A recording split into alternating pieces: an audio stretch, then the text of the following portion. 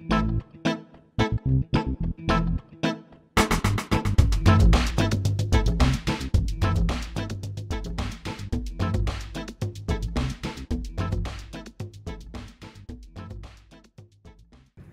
let us press on.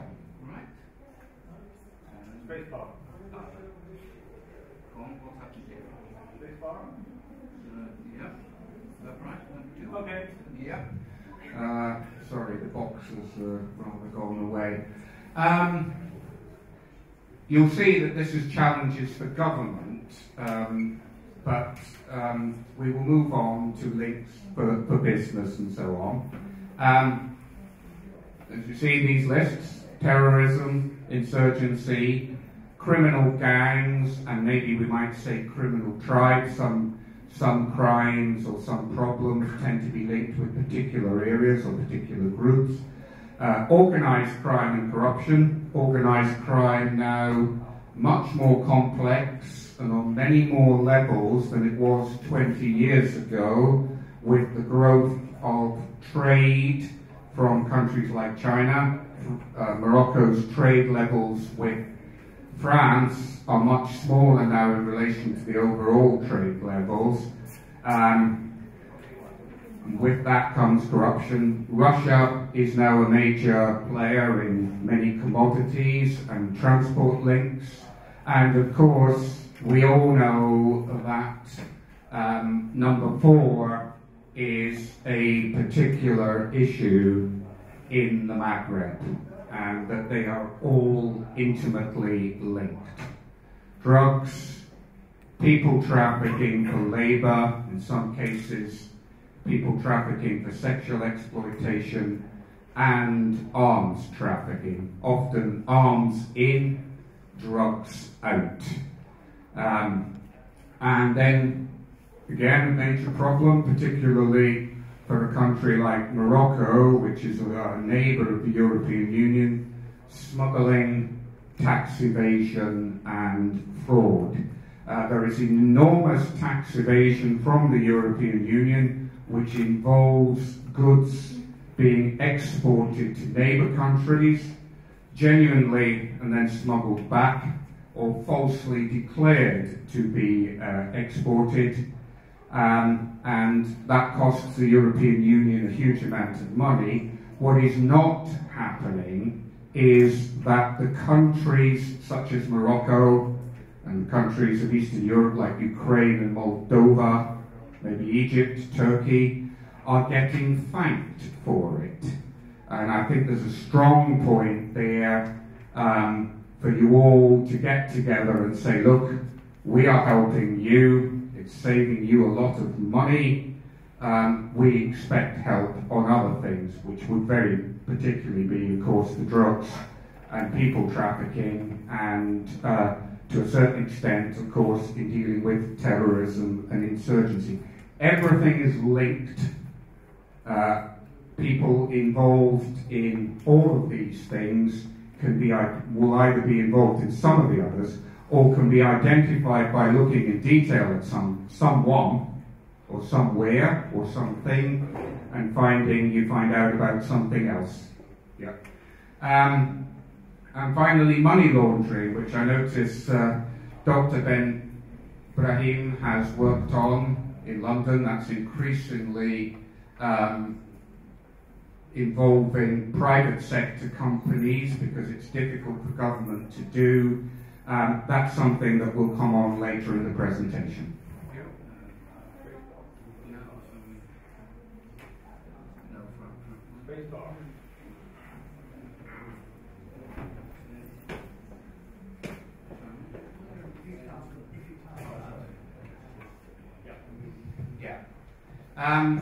How do we deal with these things? Well, we deal with them by having good intelligence.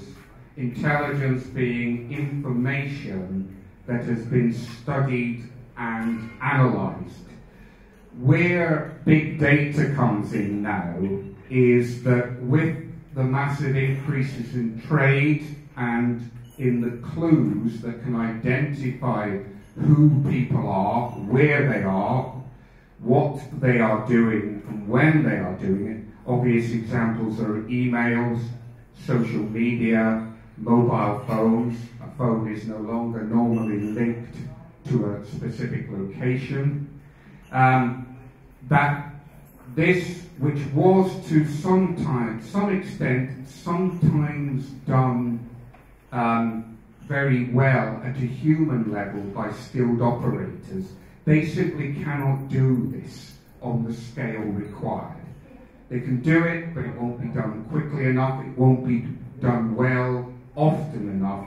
You have to bring in a strong degree of automation while still keeping the management skills and awareness to check your data, see is it relevant, is it accurate, what is missing, and what is the significance of data not being available, and try and plug the gaps, or to take account of when something appears not to be happening, what that means, because something not happening may well be very significant.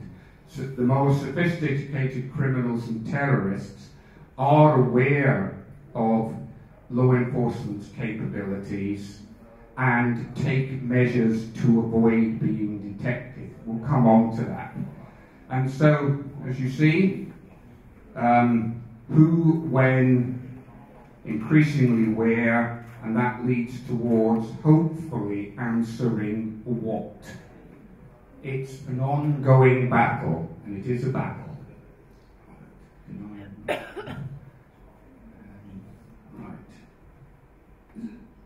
To give a Moroccan example of where gangs and crimes might fit in and how you would deal with particular challenges, public safety, taxes, maybe health issues if there's an epidemic.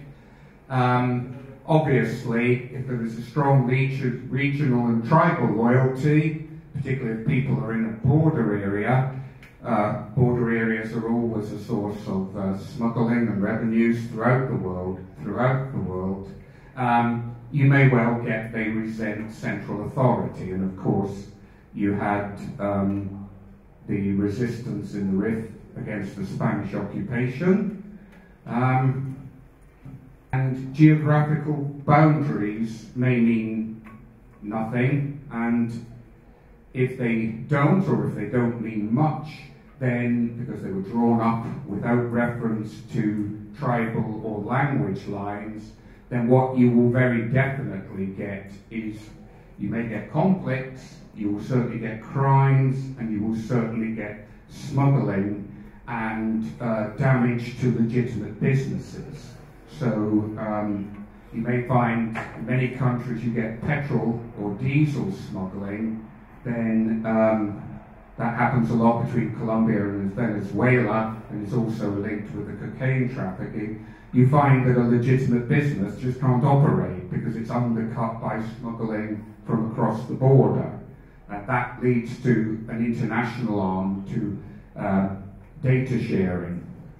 First, you must do that on a human level and establish good links, get the trust of your counterparts within your country and across the border, and then you move on. And let's be honest about it, gangs may run countries or regions, and they do link with other criminal groups or politically motivated terrorists. You have to assume that there is a link. There may well not be, not always, but you have to assume there were, and this again is where the big data techniques of going back to several lengths of the information chain. It's no longer enough to just 2 or 3. They're clever. So we have Aquin. Are we okay on Aquin? Yes. Obviously Aquin has come into prominence in the last 5 years or so. Chechnya in southern Russia is effectively a semi-independent state, and of course is becoming a source of recruits for the Syrian war, the Iraqi war, maybe even Yemen. And of course, when the Syrian war ends, a lot of countries are going to have to think about what happens with people who lost, or indeed people who won in that war. What are they going to do and where are they going to go? That might well include Morocco. And of course, your neighbours in Spain had the issue with the Basque Country, where they were able to operate for so long, partly because they had sympathisers immediately across the border in France. So it was an issue for both France and Spain. Let's press on. Yeah, corruption. Corruption is at several levels, and at the higher level, what we might call the white collar, the suitcases full of cash, and the electronic transfers of large sums. We're not talking of a few dollars to avoid a parking ticket or a traffic ticket. This means that state or semi-state agencies may very well be involved.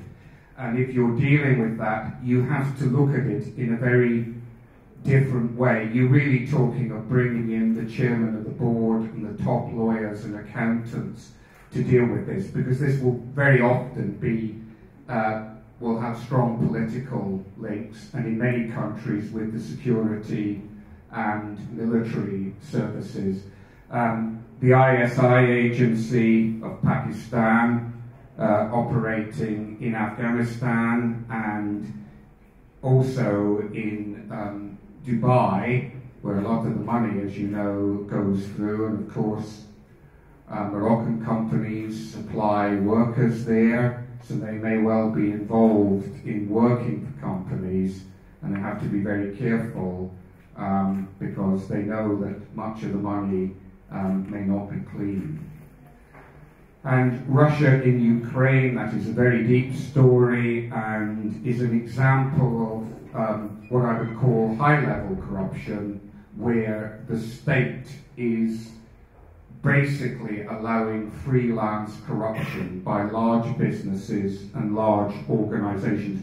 Russia has strong links with non-taxpayers, fraudsters, and former military, I'm not sure if they're former, in Ukraine.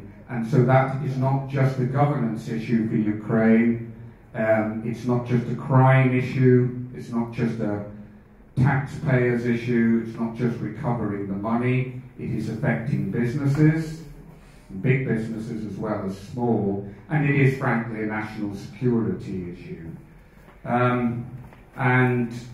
This is a particularly favoured point of Frank, and it has a big relevance for Morocco in trying to enforce its laws, its taxes, and the security of its banks by the fact that you have to keep good relations and strong links with the USA because of the US dollar role as a reserve currency and management of the SWIFT banking system. America essentially is able to claim legal authority over any transaction in the world which involves dollars. And therefore, if a country is not willing to cooperate with Morocco in relation to certain risks and irregularities, the US may well be able to help there, though of course it has its own interests. Because ultimately, yes, the US Treasury can close a bank down, not just in the United States, but more or less anywhere, by refusing to allow transactions in dollars to be processed through that bank. Because every bank in the world outside the United States which does transactions in dollars has to have what is called a correspondent bank in the United States. They're usually in New York City. for historical reasons. Only this morning, in the leading European business newspaper, which is published in both English and German, maybe in French, there is an item about the arrests of the footballing officials in Switzerland, and the quote is that the article says, "America is the best referee to discipline the footballers," and that's very, very true. Yeah. Well, I've actually perhaps gone a little bit ahead in that we've now discussed the organised crime bit. I would just say there that this is particularly where a big data to build up a case for government as a whole is that one of the challenges internationally is that criminality in relation to big business, corruption, bribes, typically tax evasion, non-delivery of key infrastructure contracts, that is often very, very difficult to prove, and traditional law enforcement has tried to deal with it by criminal prosecution means, which don't work. They need a lot of time and effort and money, and so the better the data you can build up to produce a strong case for regulation or financial penalties which don't go as far as putting someone in jail. And frankly, we haven't had the intelligence to do that.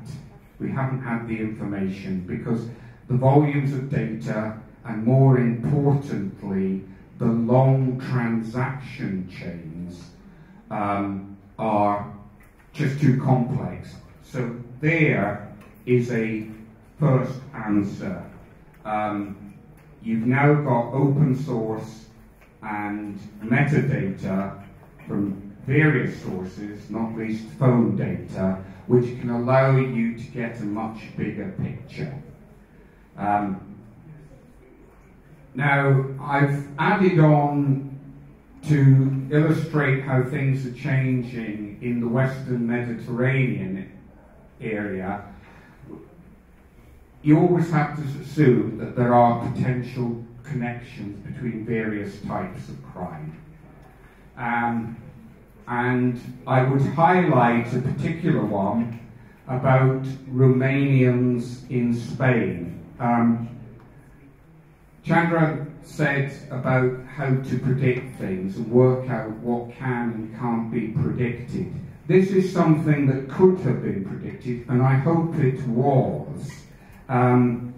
Romanians have been working in Spain and Italy since Romania first joined the European Union. The reason for that is partly climate, of course, and it's partly the language, in that it is not a Slav language, so they can effectively talk to Italians, so they can understand Spaniards.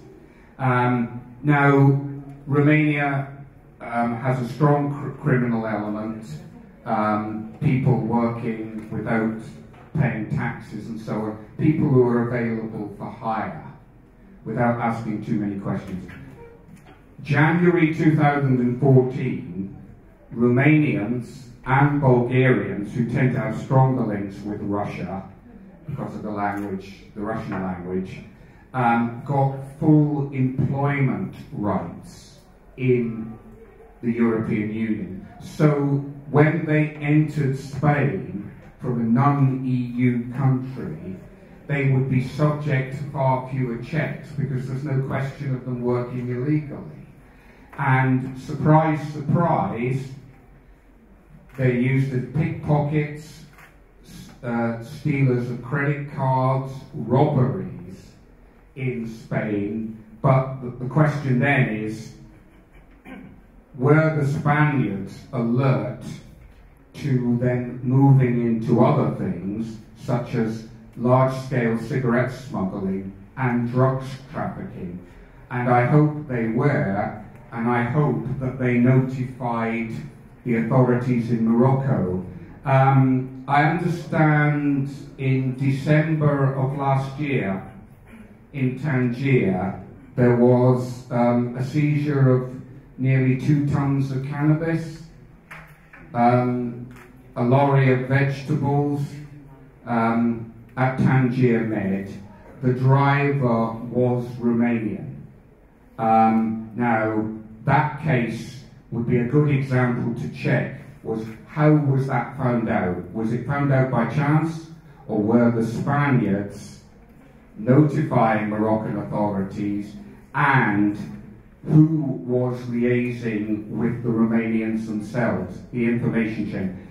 This previously took an awful lot of time to do, relied heavily on personal trust and contacts between liaison officers. Now it's easier to do it, and you can do it better. The Black Sea fishing fleets, with the collapse of the Soviet Union, operating off the Moroccan coast, potential there for cocaine trafficking. They now have GPS, they can find each other at sea, right? So they are? Oh.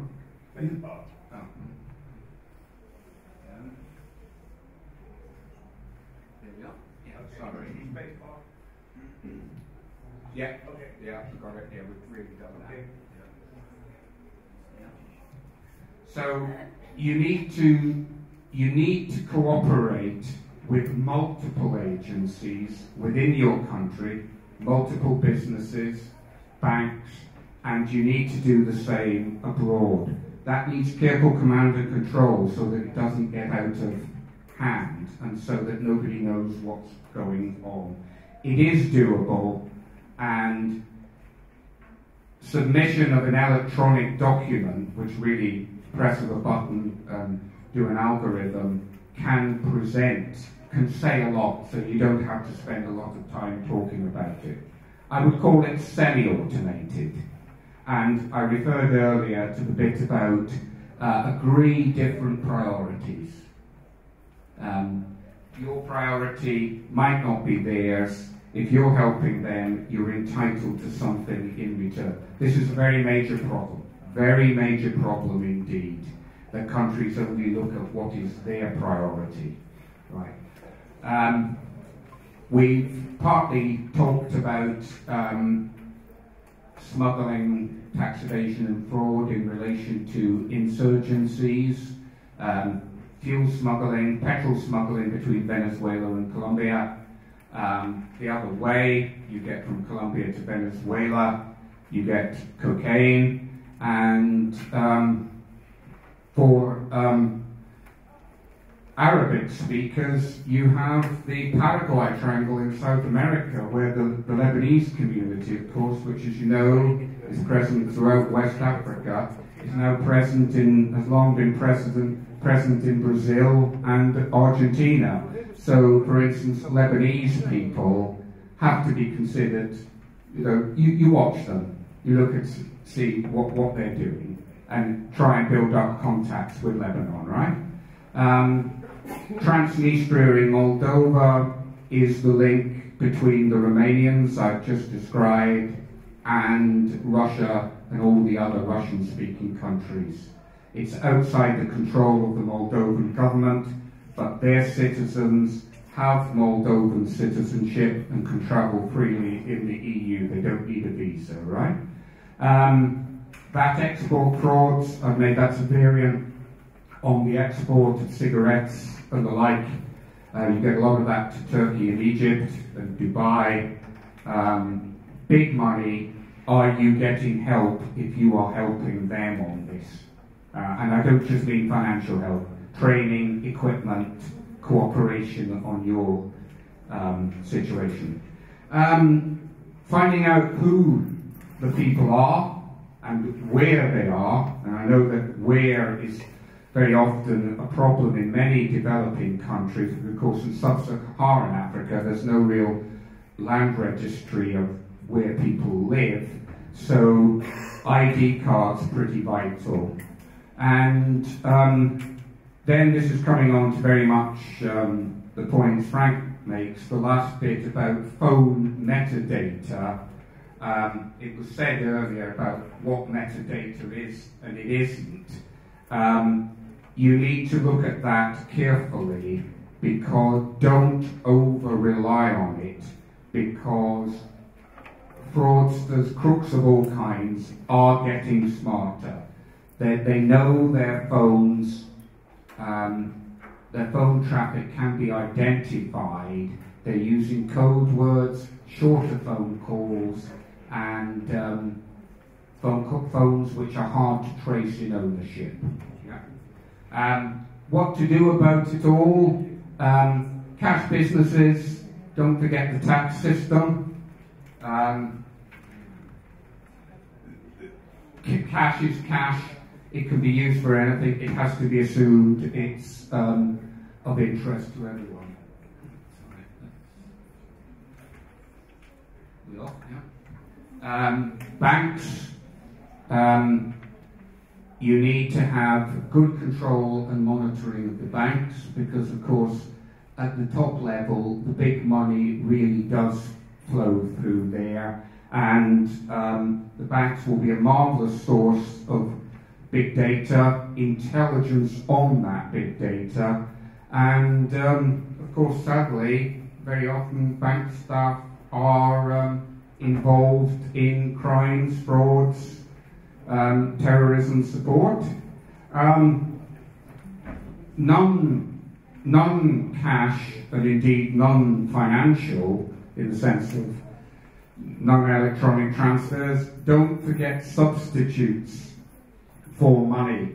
And although gold is often regarded as such, we should, again, given the people like the Lebanese and the growing contacts and number of flights to Dubai, don't forget diamonds. Diamonds are used in effect as a source of avoiding financial transactions, the monitoring of financial transactions.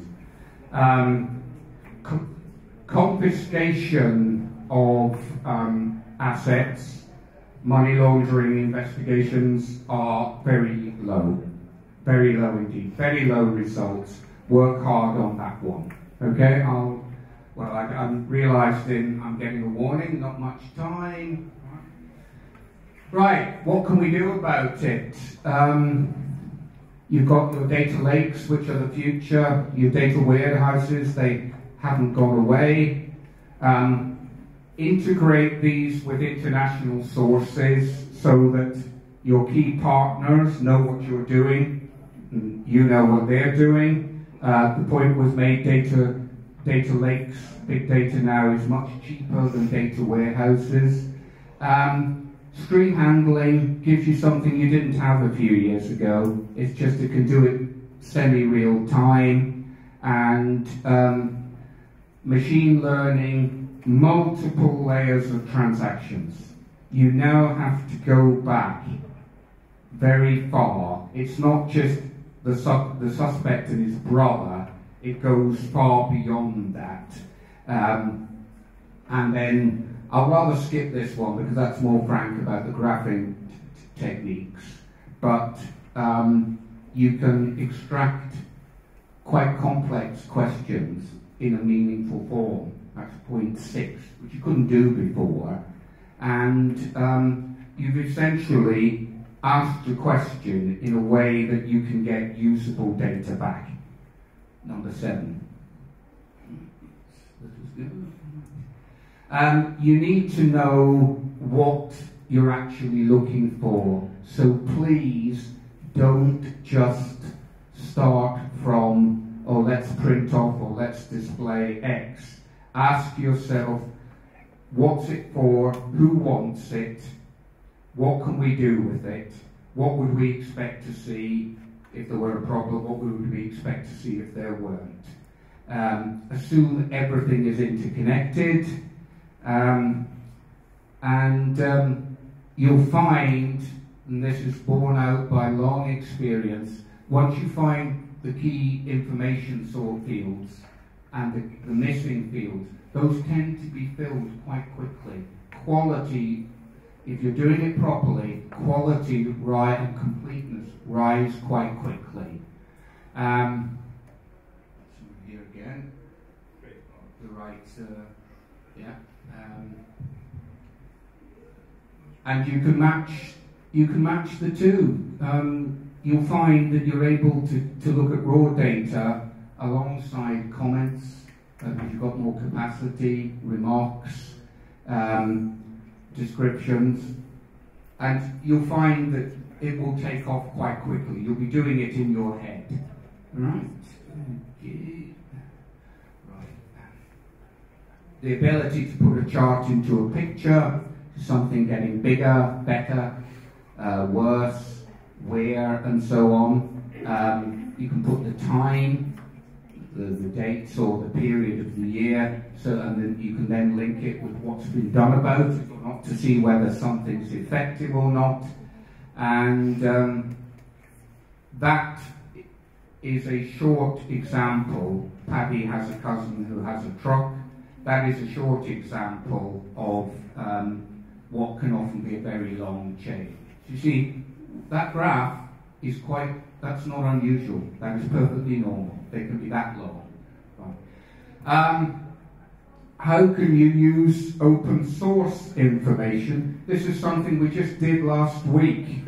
That links international money laundering through betting casinos in Macau in China. And that's just from a newspaper article, and very quick further examination brought up all these names. I wish they were all that easy, but sometimes many of them are. Macau is as Tangier was during the Second World War. Macau is China's deniable location for dirty money. They can say, oh, it's nothing to do with us, it's in Macau, which has its own independent system, although it's part of China. But in fact, anything that comes out of Macau should be regarded as highly suspect. It's now easier to display because the visuals can be much more precise. There are more options. You can use symbols, many more symbols than there were. Because you saw that graph earlier, that would really need to be explained. It's too big to be meaningful, right? You adjust your description to the quality and experience of the staff using it. If you've got highly skilled and highly experienced staff, you won't need to use too many words, cheaper and quicker, right?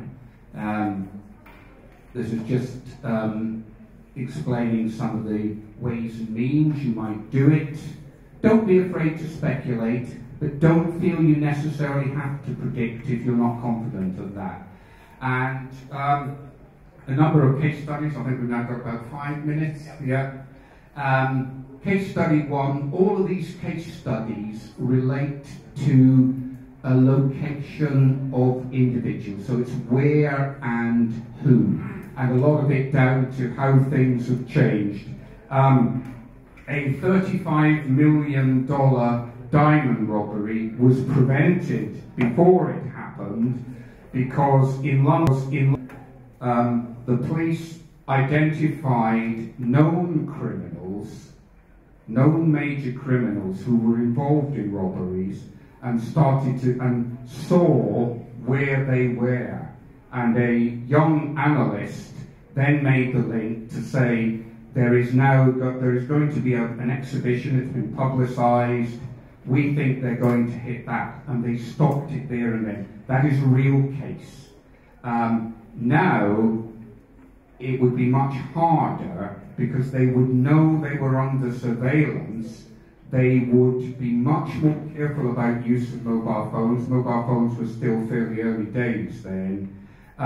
you would have to work much harder unless you had the metadata, and the thing is, you would have the metadata. Your analysis would be different. They got lucky.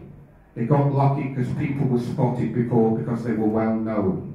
They would use people who were less well known now. That's a major point. I'm going to be available over lunch to discuss these. Just describe that. Case number 2 is the Detroit underwear bomber in December 2009. You may remember that case.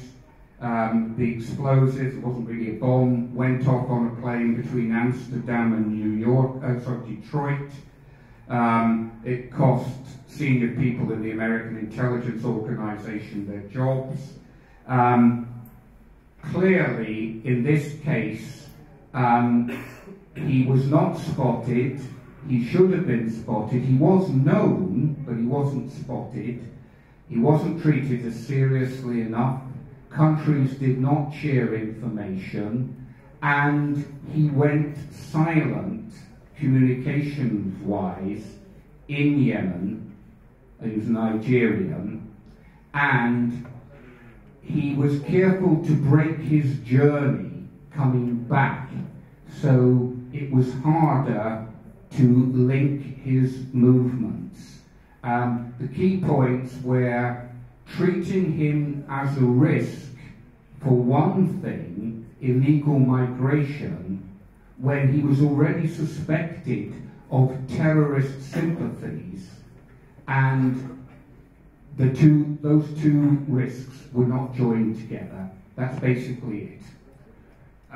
Case number 3 has particular relevance for Morocco in relation to border-based smuggling, hash smuggling, I would argue also potentially cocaine smuggling, maybe through fishing boats off the coast. In 2006 there was a multi-ton seizure of an ocean-going tug in the Canary Islands from a Ukrainian and Russian crew, something I predicted would happen years before. This was a case in Britain, but it can be applied to it. Terrorists stopped doing terrorist activities, decided to continue their criminal activities, cigarette smuggling, smuggling of road fuel, which is lowly taxed, and sold off to people who would otherwise have to pay a high tax. The clue was they tried to kill one of their old colleagues in an area where they were not previously known to operate. So, we knew they had a link. So, we knew what they did, fuel smuggling, cigarettes. We knew that nearby was a large area where there were people who had access to the cheap fuel legally, but there's a risk there that they'll sell it on to others. So everybody was got together, intelligence services, police, the military, because there were large military bases nearby, very large area, so similar to the challenges Morocco faced, big country. And it was a combination of tracking their phones, not necessarily for what they were saying, but what calls were made to which numbers, when, and linking those with physical observations at key road junctions, because they always had to go through certain road junctions because there were so few roads in the area. Again, possibly a similarity with Morocco. And they got them. They got them because the link was made with one thing. The person gives you the who, the where. You knew what they did. You looked at where there was a risk of that happening. And so that's the where bit. And to some extent that gave you the how. And that was done, and that was stopped soon after it started. I think there are lessons there in relation to cooperation with Spain on the Romanians, and also in relation to cocaine trafficking from South America and from Dakar and further south, because you would look in Tangier, where I noticed in December there was a major cocaine shipment intercepted from Brazil. You would look for people who are part of the greater Mediterranean. It's no longer just Spain and Portugal for cocaine trafficking. It is now Calabria in Italy, and it is now the Adriatic and the Black Sea. So you'd look for ex-Yugoslavs, you'd look for Italians, you'd look for Russians and Ukrainians in the major ports of Morocco. And believe you me, this is real. So I think we're just about in time. Yeah, sorry, it's a mad rush. Being brief has never been my strong point. So I tend to look at all the options. And of the 4 risks, I tend to describe 6 of them. So as long as the 6 does include the 4, that's beautiful. Just thank you. And I will be